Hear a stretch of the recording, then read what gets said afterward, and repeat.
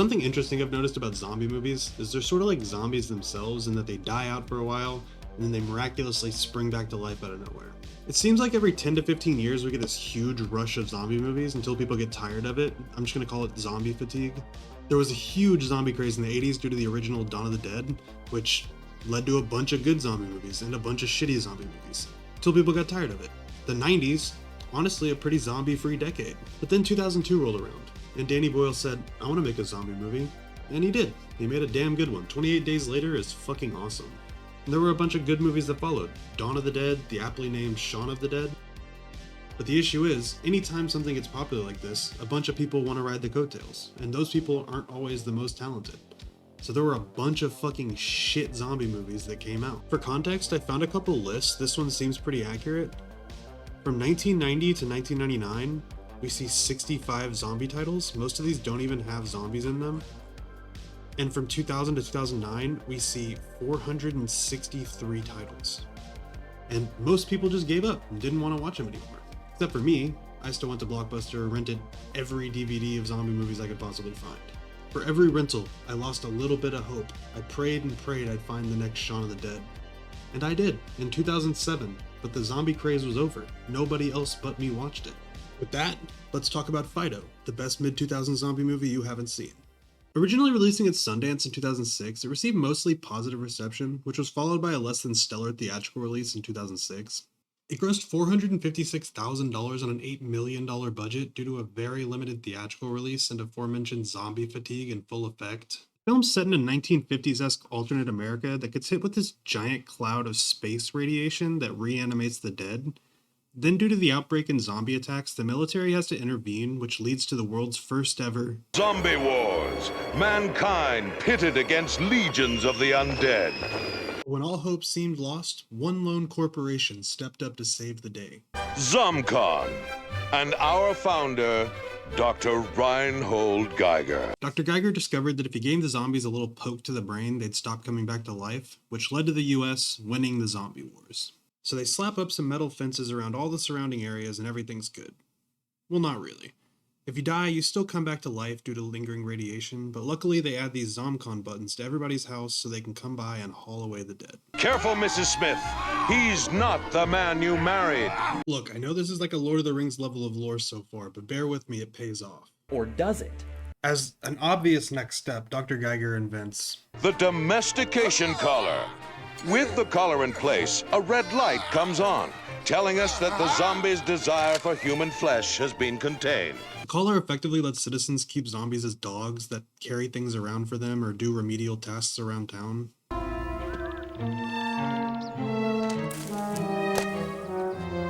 Slowly, and some of them they just keep around their house like pets. And if you're rich enough, and the idea of waking up a zombie slave isn't all that appealing, you can opt for a head coffin burial. Head coffin? This guy's not coming back, you can bet on that. The film opens up and we're introduced to Timmy Robinson, our protagonist, along with his elementary school class. They have a guest speaker today who's his crush Cindy's dad, as well as the new head of security at Zomcon. He spouts a bit of Zomcon rhetoric and explains some of the changes he's going to make to secure the city, and all the little idiots eat it up. We're going to build the wall. We have no choice. We have no choice. He takes some questions from the class, and these two little idiots force Timmy to ask a question. Timmy Robinson has a question.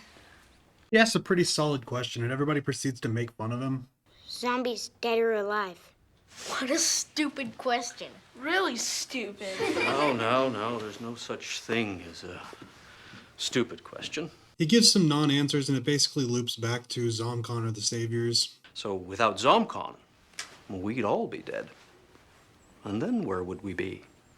Dead. That's right. We head outside to recess where the children are being trained to be cold-blooded killers. In the brain and out the chest, headshots are the very best. And we find out Cindy's just basically John Wick 2.0. It's no wonder Timmy's in love with her. And anyways, these two idiots try to shoot him with their gun and get hauled off, and finally we're out of school.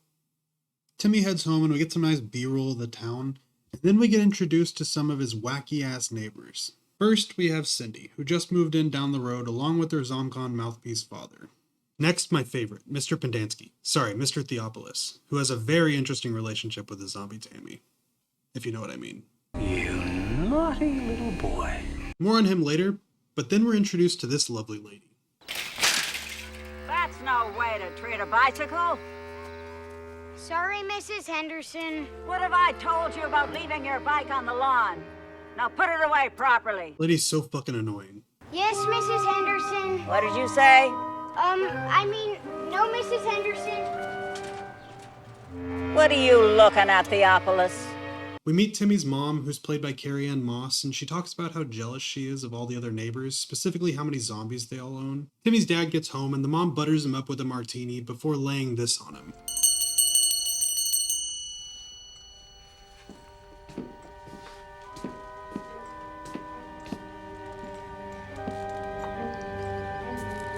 Isn't it wonderful? Now we're not the only ones on the street without one.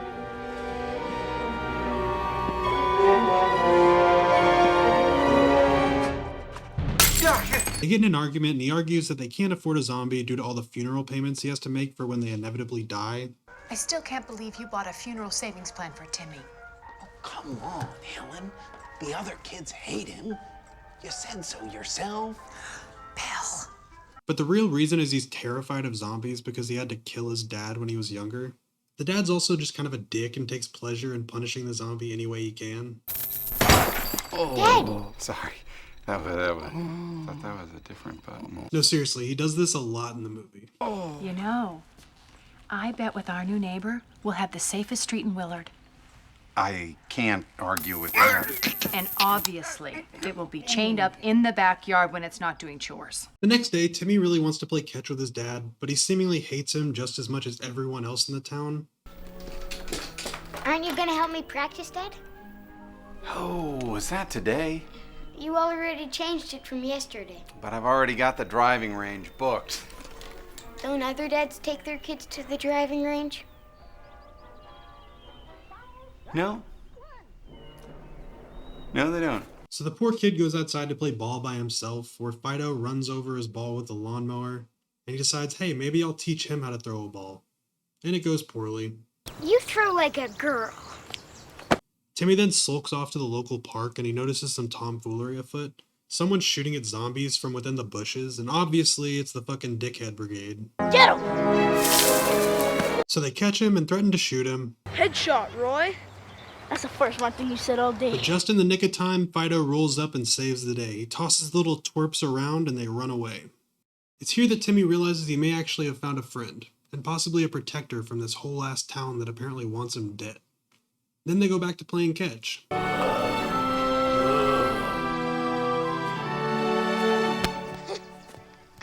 But Fido's a shitty ball player, so they opt for fetch instead. Well, if you're not gonna catch it, you gotta go fetch it. So Fido runs off to grab the ball, but the ball ends up under stupid-ass Miss Henderson's legs. So when Fido goes to grab it, the old bag starts smacking him with her walker. And in her violent outburst, she disables Fido's collar. Quiet time! And on an unrelated note, doesn't this shot look exactly like the poster for Boyhood? Anyways, Timmy hears some screaming and investigates, only to find Fido munching on old Miss Henderson. I'm so happy she got destroyed. Fido then goes to attack Timmy, but luckily his collar kicks back in the nick of time. Timmy and Fido admire the carnage for a moment, and then decide to go give Fido a bath before Timmy's dad loses his fucking mind. They make their way back to the house, but they're stopped by Cindy, who's jumping rope menacingly as hell. And it's here we find out what an absolute Chad Timmy is. Hi, Cindy. My mom and your mom think we should be friends. Oh. Sorry. It becomes apparent Cindy has a little crush on Timmy, and her dad comes to kill the vibe. He notices there's blood all over Fido, and Timmy comes up with an immaculate excuse. How did blood from your nose get onto your zombie then? I wiped it there. Cindy saves the day by reminding her dad she needs to make it to a ballet recital, and they get off the hook. I hate ballet. Timmy gives Fido a spray down and tells his parents about Fido protecting him from the bullies, but he conveniently leaves out the murder of Miss Henderson. What kind of a stupid name is Fido? Who names their zombie anyway? His dad really just stays being an asshole.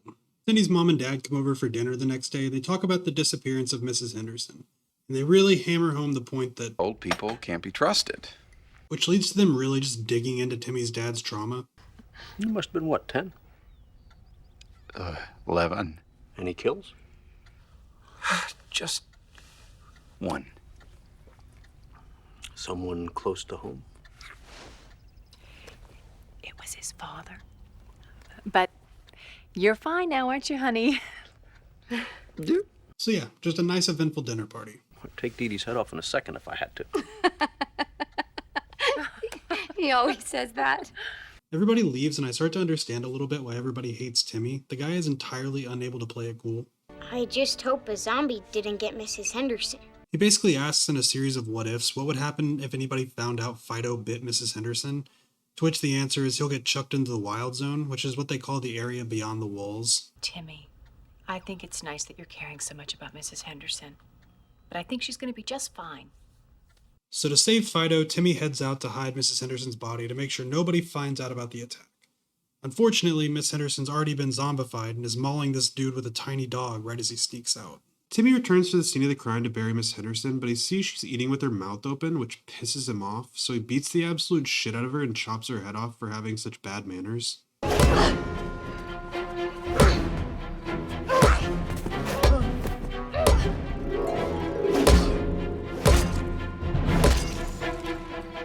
Timmy went a little psycho here, but honestly I don't blame him. Considering the lack of affection he's gotten his entire life, he's fairly well adjusted.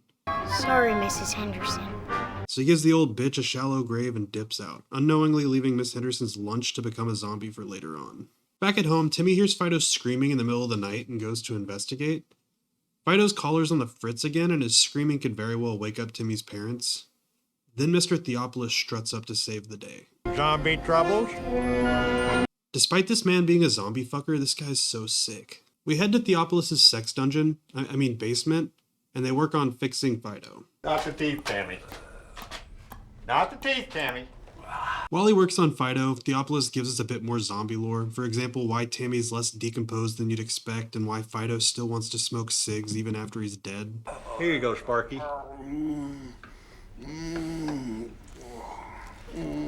You used to be a smoker, boy?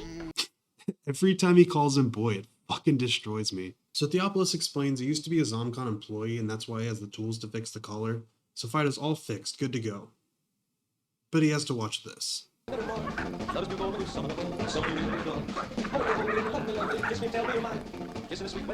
next day, they're headed to a funeral, so they secretly throw on one of Timmy's dad's suits on Fido to make him presentable. Then Fido gives Trinity a big sniff.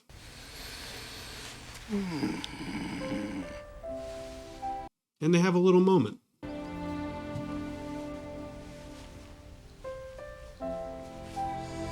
And this couple gets murdered by a zombie. They head over to the funeral, and honestly, the scenery in this movie is just fucking beautiful, but it's so obviously Canada, it's not even funny. So after the funeral, they head back home, and they see Mr. Henderson being arrested on suspicion of giving his wife an illegal funeral. Without a permit. Zomcon's basically on a wild goose chase throughout the night trying to find Miss Henderson. Meanwhile, hell's broken loose at the park, zombies are running rampant, and the cops are working to kill him. And through all this, the old people hate flows strongly through Cindy's dad. God, I hate old people.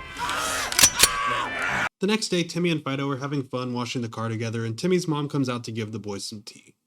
We get this wildly long stare down between Fido and Timmy's mom, where he's pretty obviously popping a zomboner for her. But I mean, who can blame him?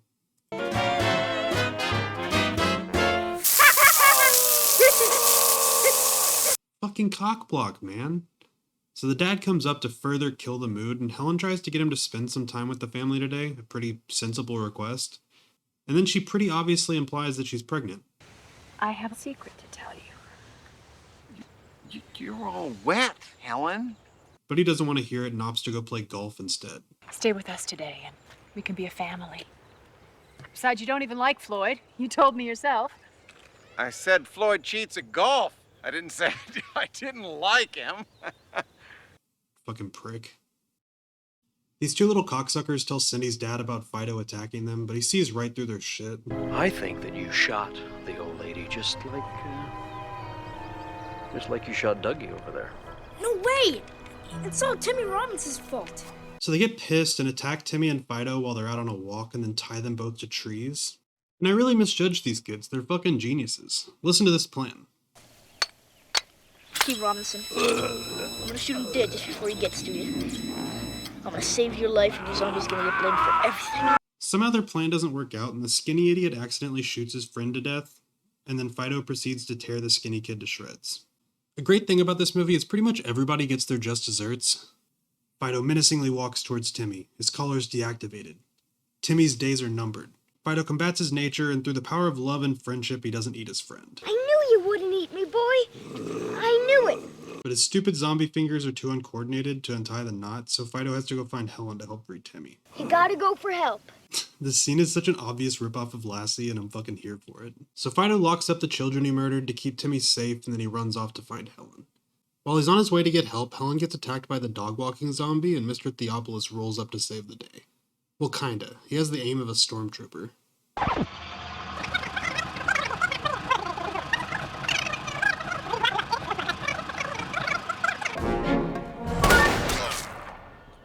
Bullseye. But he finally hits his target. Just kidding, it was Cindy. So Helen gets home and Fido does his best Lassie impression to let her know that Timmy's in trouble. Goodness, Fido, you scared me. And with that, they're off to help Timmy. But they better hurry, because the zombies are about to get out of the shed. On the way to save Timmy, Helen notices that Fido's collar's deactivated and she freaks out. Why aren't you eating me? For goodness sake, Fido. They show up just in time and smash the little skinny kid with their car, and then Fido tosses the little chubby kid into the bushes like a sack of potatoes.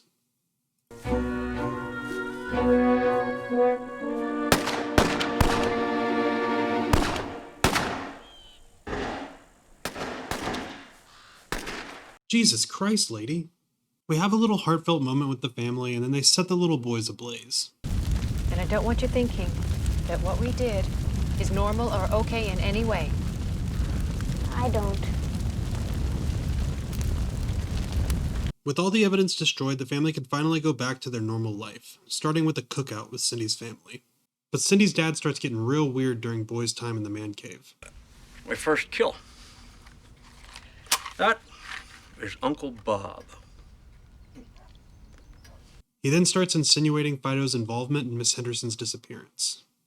Timmy's dad, freaked out from his discussion, wants to talk about the claims, but Helen just wants to dance. The dad, being the dickhead he is, refuses to dance with her, so she dances with Fido instead.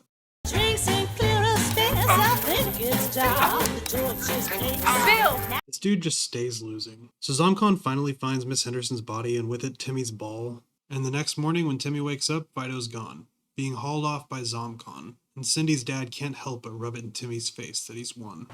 Did you know that I could send you and your whole family to the Wild Zone for what you've done? How do you think I got the Johnson place? He makes a deal with Timmy's parents, and they frame the two dumbass Cub Scouts for all the chaos, and everything once again goes back to normal. Timmy's friendless and sad. On his way to school the next day, his dad tries to cheer him up. But you have to get over that. Get over what? Feelings. And he even gives him a really thoughtful present. It's a gun. In all seriousness, I'd say this comes from a place of sincerity, but in the very next scene, Helen is having some serious concerns as to where they stand in their relationship, and to her outright telling him she's pregnant, this is his response. I just don't think on my salary I can afford another funeral. I just wish this dude would get eaten by a zombie already. The next morning, Cindy throws a rock in Timmy's window, and it turns out that she's overheard from her dad that Fido's still alive, and they have him working at the factory in town. He enlists the help of Mr. Theopolis since he's a previous employee there, and they head to the Zomcon factory. On the way there, they have an interesting conversation about Theopolis' zombie Tammy. Cindy says that she's your girlfriend, and you got fired from Zomcon for having a zombie girlfriend. She said that? I'll just let you watch the movie if you want more Tammy lore. They roll up to Zomcon, and Mr. Theopolis is pretty easily able to talk his way past the guard. It's implied they both share a fondness for the, less alive. Timmy's parents realize he went after Fido and they head after him, and finally Helen grows a fucking spine and gives this dude the cold shoulder. Bill, just because your father tried to eat you, does that mean we all have to be unhappy? Forever? Back at the factory, Mr. Theopolis gives Tammy a smooch, and then he causes a distraction so Timmy can sneak in the back door through all the chaos.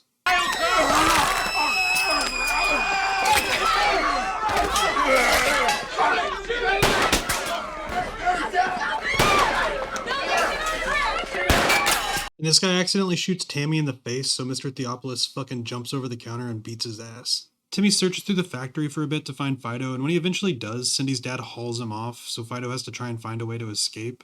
And right on his tail are Timmy's parents, who roll up to the factory, and it pretty much looks like a war zone at this point.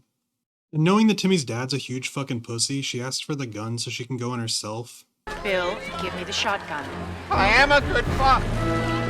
But I guess he decides to grow a pair and save Timmy himself. Then back in the factory, Cindy's dad drags Timmy to the outer walls to toss him into the wild zone. Hordes of zombies start slowly filing towards him, but luckily Fido and Timmy's dad bust out to save him. Like, let my son back inside the gate now, please. But obviously, being such a hard ass, he turns it into a standoff, and thanks to Timmy crying like a little girl to distract him, his dad's able to do an orangutan dash at his opponent and take him to the ground. Timmy makes his way back inside the gate and arms himself with his dad's shotgun, but in the scuffle his dad gets shot. This pisses Timmy off, and the ruthless son of a bitch he is, he disarms Fido's collar and says, "Get him, boy!" So he does. I told you everyone gets what they have coming to them in this movie. So the zombies tear through the gate and Timmy's mom rolls up to save everyone, all the while the town's getting fucking ravaged. They sneak through the chaos, and who else would pull up to save them but Mr. fucking Theopolis. They roll out and we're taken back to the family a week or so later. They're getting ready for a funeral. And guess what? It's not a fake out. It's Timmy's dad. If you're a piece of shit in this fucking movie, you die. That's just kind of the way it goes. But hey, at least he gets the head coffin he'd been saving up for. It's what he always wanted. And that's pretty much it. We get a scene of everybody living happily ever after with all the pieces of shit in their lives gone. Theopolis and Tammy with their new hat to cover her bullet hole. And Fido all spiffed out in a Hawaiian shirt. I guess we do end off meeting Cindy's new zombie though, which is pretty fucking funny. What do you call him anyways? I don't know. Right now I'm just calling him Daddy. Sure. Okay. That, my friends, is Fido. It's not so much a zombie movie as it is a movie about love and family. It's honestly really heartwarming. I'm really happy I got to share it with you guys. And if you want to watch it yourself, which I 100% recommend, it's actually free on Tubi right now without a login, so go watch it there. And this video took me a long ass time to make, so if you made it this far, please like and subscribe, and fucking comment your favorite zombie movie if you're feeling frisky. And have a good night, guys. That's it. That's all I have for you. See you next time.